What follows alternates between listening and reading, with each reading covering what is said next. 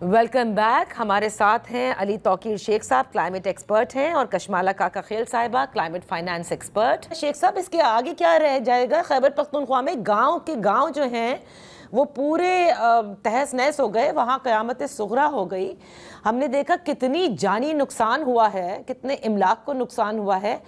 और ये जो मनाजिर हम अपनी टीवी स्क्रीन पे देख रहे हैं, स्पेशली रिवर बेड्स, जब हम दरियाओं का जिक्र करते हैं कि किस तरह से वहाँ पे होटल्स, घर और गिरते चले जाते हैं, आपको ये लग रहा है कि ये इसी तरह से जारी रहेगा?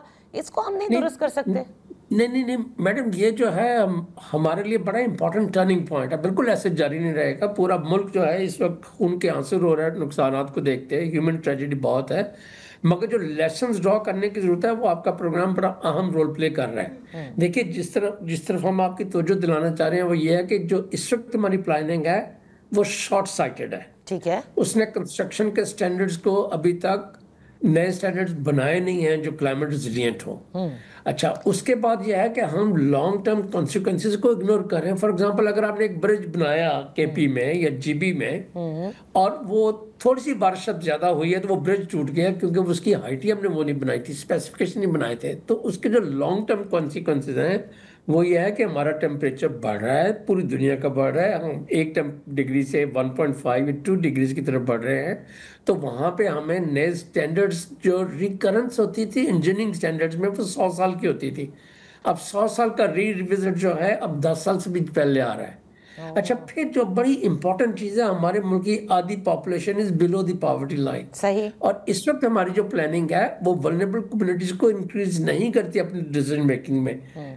एलीट कैप्चर की वजह से डिसीजन ऐसे होते हैं कि मजीद हमारी पॉपुलेशन जो है वो मार्जिनलाइज होती जा रही है। तो जो लेसन्स ड्रॉ करने की चीज़ है वो हमें नेशनल लेवल के ऊपर सोल सर्च करने की जरूरत है और सॉलिड लेसन्स ड्रॉ करने के। और वो लेसन जो हैं नेशनल लेवल के नहीं हो सकते, वो हमेशा कम्युनिटी लेवल के होंगे, क्योंकि आपकी वल्नरेबिलिटी वहाँ पे है। उसके लिए हमें मैकेनिज्म डिवाइस करने होंगे कि किस तरह से नेशनल से प्रोविंशियल, प्रोविंशियल से डिस्ट्रिक्ट, डिस्ट्रिक्ट से सब डिस्ट्रिक्ट लेवल तक हम जो है आपस में बैठ के ये देख सकेंगे हमारे वल्नरेबिलिटी के सोर पॉइंट्स कहाँ पे हैं, जहाँ पे हमें कंस्ट्रक्शन नहीं करनी। और दूसरी जो है वो हमें डिसप्रोपोर्शनली पुअर को बर्डन नहीं करना चाहिए। टैक्स तो उन पे लगा दें, मगर उनको ना सीवरेज मिले, ना उनको पीने का पानी मिले, ना उनको रिलायबल बिजली मिले लोड शेडिंग के अलावा, ना उनको क्लीन एनर्जी के ऊपर कोई सब्सिडी मिले। ये चीज़ें हमारी इकोनॉमी को, हमारे फ्यूचर को बहुत ज़्यादा कॉस्ट करेंगी। मगर आपके प्रोग्राम के तवज्जो से मैं एक और चीज़ कहना चाहता हूँ। जी जी। इस वक्त Pakistan is in the eye of storm. Punjab, Sindh, KP, GB, हर जगह पे हमें फ्लडिंग नजर आ रही है। सही।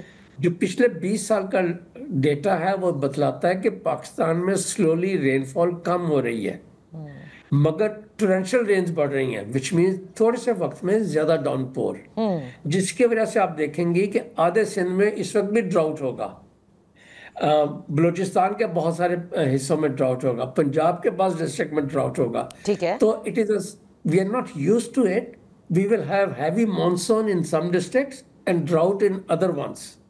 जो चीज़ हम नहीं रियलाइज कर रहे हैं वो ये है कि हमारी जो क्रॉपिंग का पैटर्न है वो बदल रहा है, हमारी यील्ड कम हो रही है। हमारे जो क्लाइमेट चेंज की मेजर थ्रेट हमें आ रही है वो सिर्फ इन डिजास्टर्स की सूरत में है, जिसको हम सब देख रहे हैं, पे भी आ रही सीरियस है। बिल्कुल। फूड सिक्योरिटी की सूरत में आ रही है, हेल्थ की सूरत में आ रही है। बिल्कुल दुरुस्त। आप देख रहे हैं कि हमारा एयर पोल्यूशन कितना, एयर क्वालिटी कितनी डिटीरियोरेट कर रही है कि हमारी एवरेज एज कम हो रही है, बच्चों की स्टंटिंग हो रही है, मेल न्यूट्रिशन हो रही है, उसको छोटे छोटे बच्चों को अस्थमा है।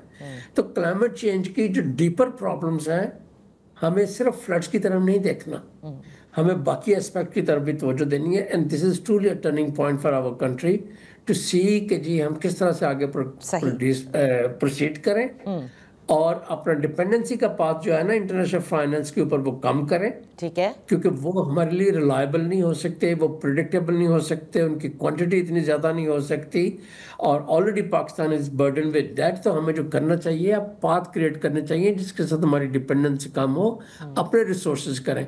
और अपने रिसोर्सेज में पाकिस्तान में काफ़ी स्पेस अवेलेबल है जहाँ पे हम फाइनेंसिंग कर सकते हैं, फाइनेंसिंग ला सकते हैं ऐसी चीज़ों की। नहीं, बिल्कुल आप सही कह रहे हैं। और खैर इसके लिए तो फाइनेंस की ज़रूरत नहीं है ना शेख साहब, कि आपने अगर नालों को बड़ा करना है या अपने मुल्क में स्टॉर्म वाटर ड्रेन्स अपने शहरों में ऐसे बनाने हैं कि वो टोरेंशियल रेन्स को विथस्टैंड कर सकें, ये तो प्लानिंग का हिस्सा है। ठीक है ना। इसके लिए आपको जाकर दुनिया में ये नहीं कहना है कि देखें हमारे यहाँ 40 मिलीमीटर से बारिश ज़्यादा हो गई है तो प्लीज़ खुदारा हमें फ़ंड किया जाए ताकि हम नेक्स्ट अर्बन फ्लडिंग से बच सकें। सो इसमें हमें बिल्कुल क्लैरिटी चाहिए।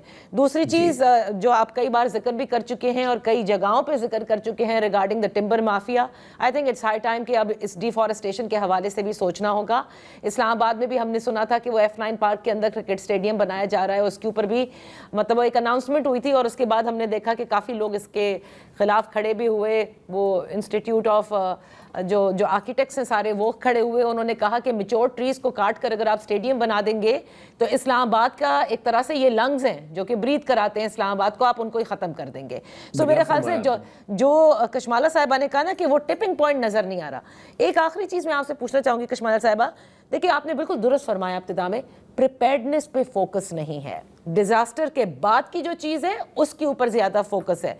लेकिन क्या मैं आपसे ये कह सकती हूँ कि जो रेस्क्यू के हमारे सर्विसेज हैं उसमें भी कहाँ हमने देखा कि वो उस तरह से हम बचा सके, ना शहरों में मैं देख रही हूँ ना ही मैं नॉर्दर्न एरियाज़ में देख रही हूँ। अल्टीमेटली आपको फिर रिलाई करना पड़ता है कि आप अपने अफवाद से कहें कि वो आए और वो आकर रेस्क्यू करें। So we haven't even done anything about the rescue services. I absolutely agree with you. 100%, क्योंकि जो रिस्पॉन्स भी है ना, आपने जो रेस्क्यू वाली बात की है ना, तो वो भी प्रिपेयर्डनेस में आती है। So for you to prepare your rescue teams, वो आपने पूरे साल उस पर काम करना होता है, ना कि जब फ्लड आया, डिजास्टर आया और तब आप उसको मैनेज करेंगे। So the fact that we don't prepare properly, not having a proper rescue team, civilian rescue processes is part of the problem. अगर हम प्रिपेयर्डनेस बेहतर करेंगे तो हम इस चीज पे सबसे पहले फोकस करेंगे कि अगर आया डिजास्टर तो how do we make sure कि हमारी rescue team is well equipped and well trained कि जितने कम से कम लॉसेस हो हमारे financial as well as human losses, तो तभी ये प्रिपेयर्डनेस का ही हिस्सा है। अगर हम बेहतर प्लान करेंगे तो रेस्क्यू भी खुद ब खुद बेहतर ही हो जाएगी। बहुत बहुत शुक्रिया कशमाला साहिबा आपका, अली तौकीर शेख साहब आपका भी बेहद शुक्रिया। फौजस यहाँ वक्त हुआ है एक ब्रेक का। ब्रेक के बाद जब वापस हाजिर होंगे तो बात करेंगे पाकिस्तान के अफगानिस्तान और चीन के साथ ताल्लुकात पर।